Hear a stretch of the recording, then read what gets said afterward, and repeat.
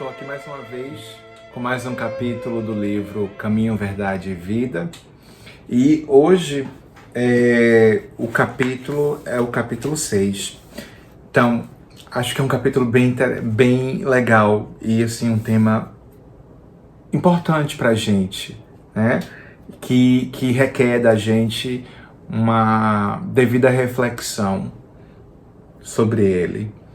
E o versículo é um versículo de Mateus, do capítulo 14, versículo 23, que diz o seguinte: E, despedida a multidão, subiu ao monte a fim de orar à parte.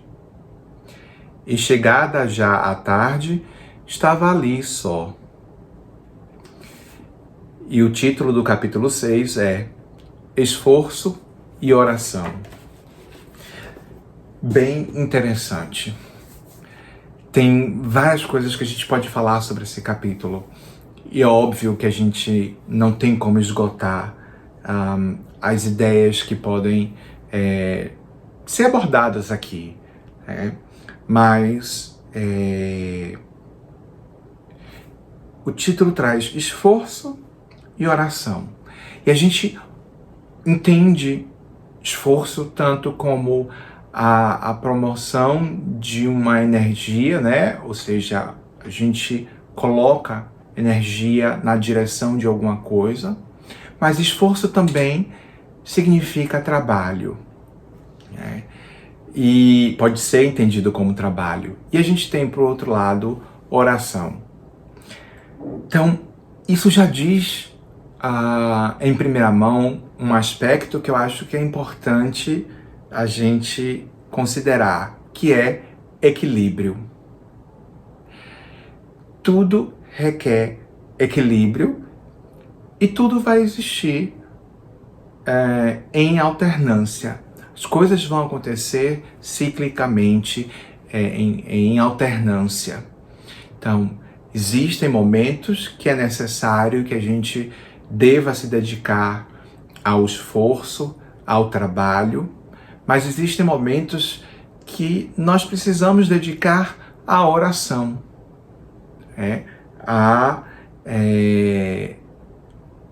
ao aquietamento, ao apacentamento da alma, mas também numa forma de conectar, de nos conectarmos com Deus, de conectar com a espiritualidade.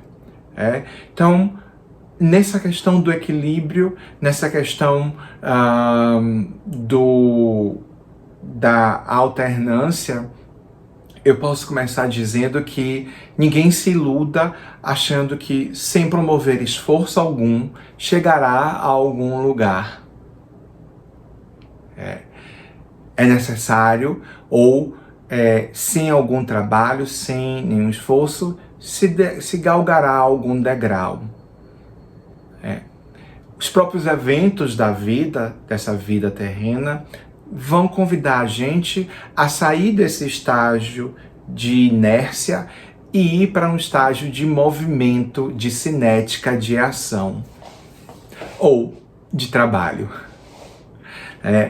Então, é uma ilusão supor que nós precisamos, ou podemos, ou devemos viver apenas uma coisa, como uma totalidade ou como uma polaridade, esquecendo-se do outro lado, da outra polaridade. Nós somos seres duais.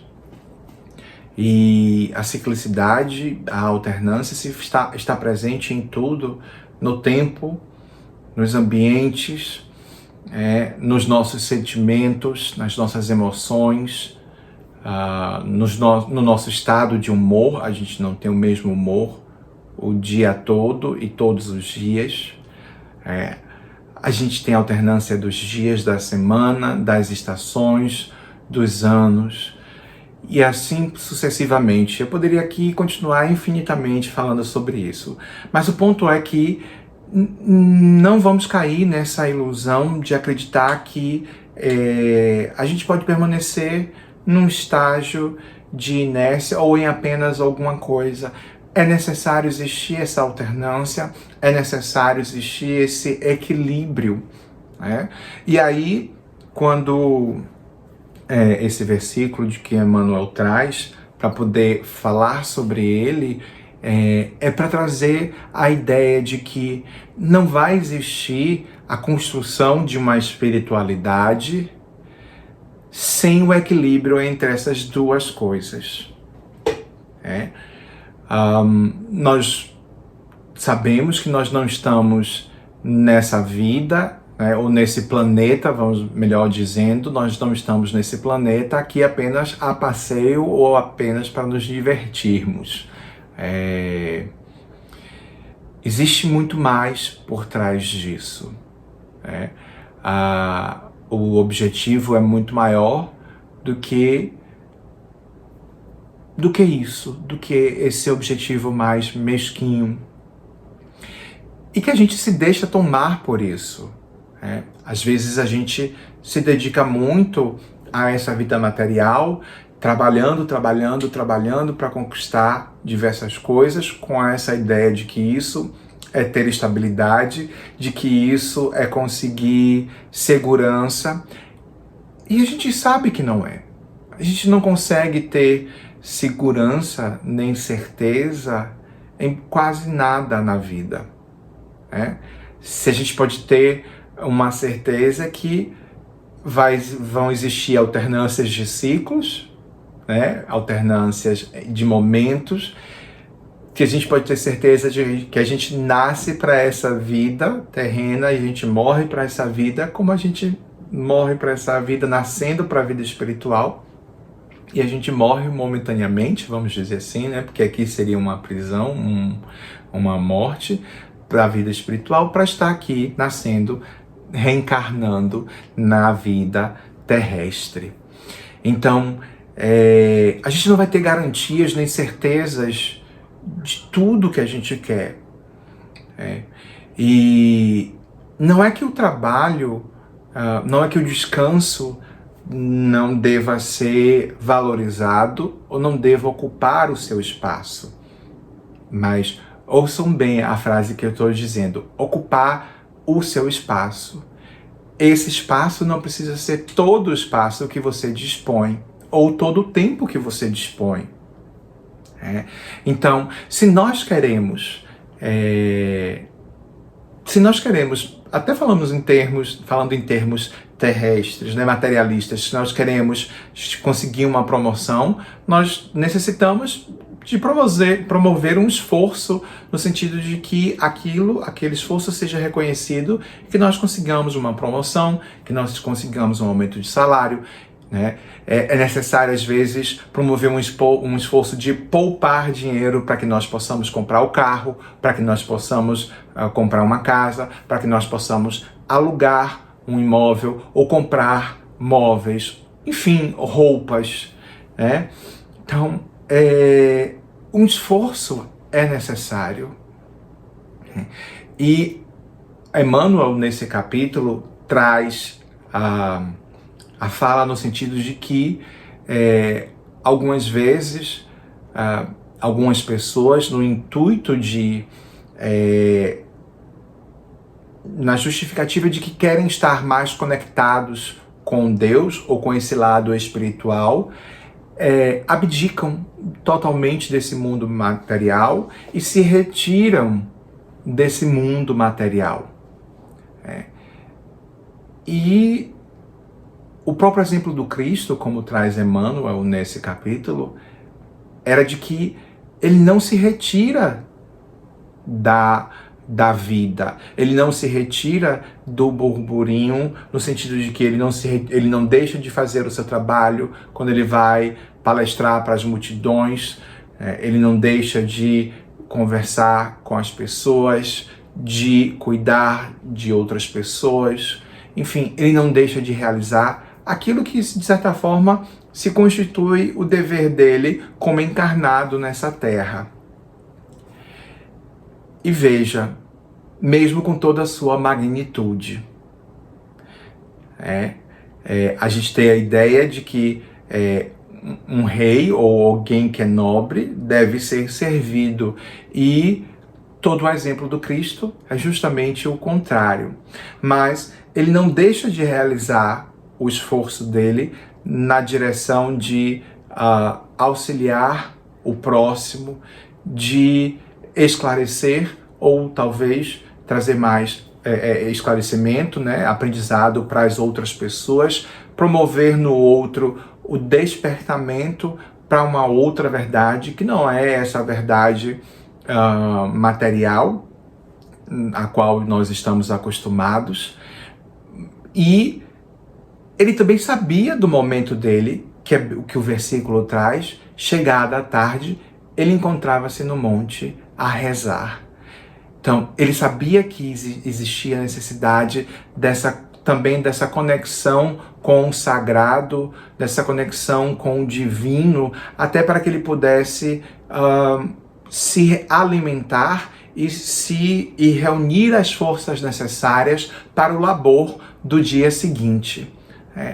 Então, a crença de que retirar-se dessa vida material ou desse convívio com outras pessoas, no intuito de não se deixar poluir por isso, se contaminar por isso, porque quer estar conectado com uma espiritualidade, com o divino e em contemplação disso, é um engano.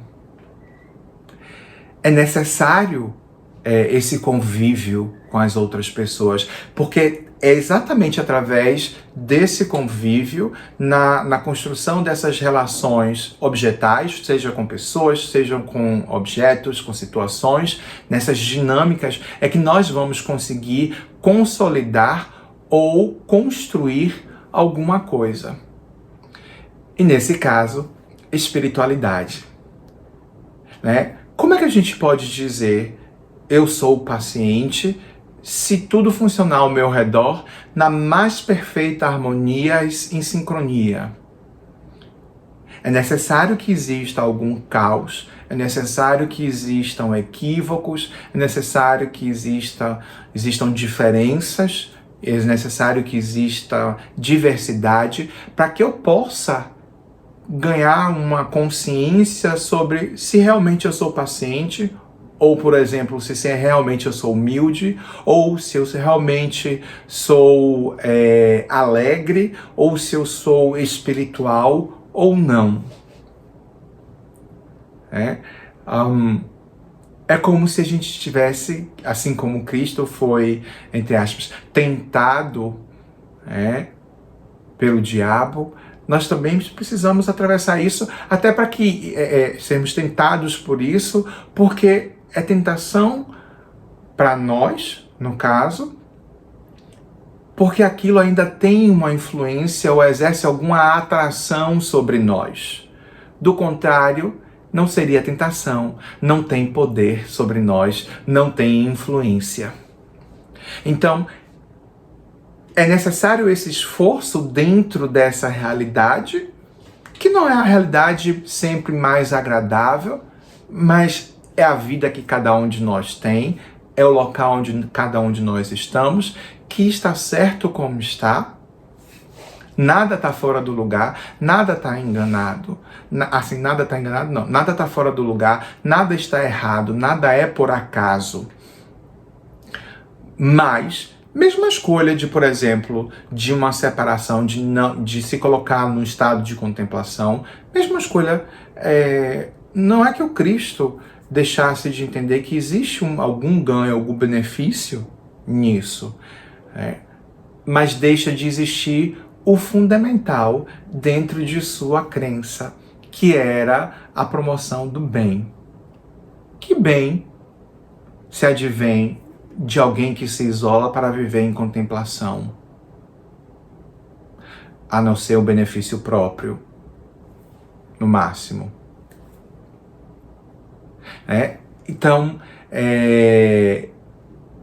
se a gente quer contemplar o divino, se a gente quer se voltar para isso que é espiritual, é através do outro e da realidade que me cerca que eu posso e que eu devo tentar me conectar com esse divino. é no serviço, é no esforço que eu me coloco na tentativa de modificar conceitos, de rever ideias, comportamentos, atitudes, reconsiderar emoções que nós temos frente a situações, principalmente quando essas situações são adversas a nós, são conflitantes com nossos interesses e os nossos desejos. Então, não é que está errado promover esforço, trabalhar, e não é que está errado ou só está certo, não é que só está certo trabalhar, e não é que só está certo estar em contemplação. É necessário construir no nosso cotidiano o espaço de cada uma dessas coisas para que elas possam conviver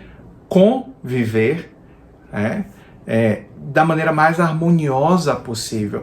Porque uma vida muito só no trabalho ou nesse esforço pode se tornar também para nós uma vida amarga, uma vida seca, às vezes vazia, sem sentido, a vida amarga, com ausência de felicidade.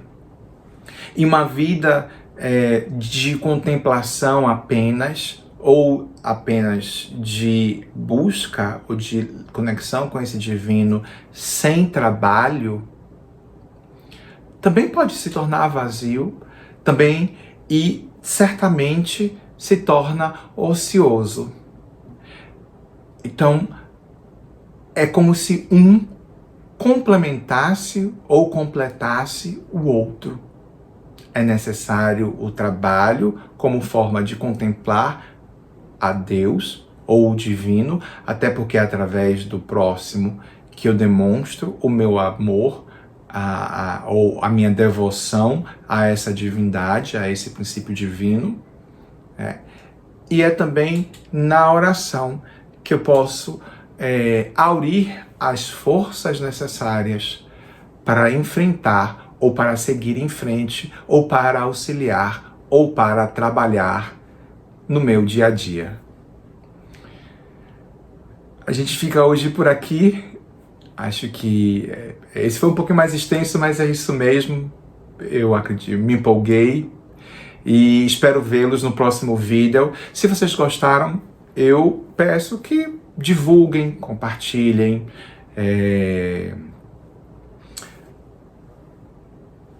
compartilhem, se vocês acham que é interessante e que é válido. Até o próximo vídeo.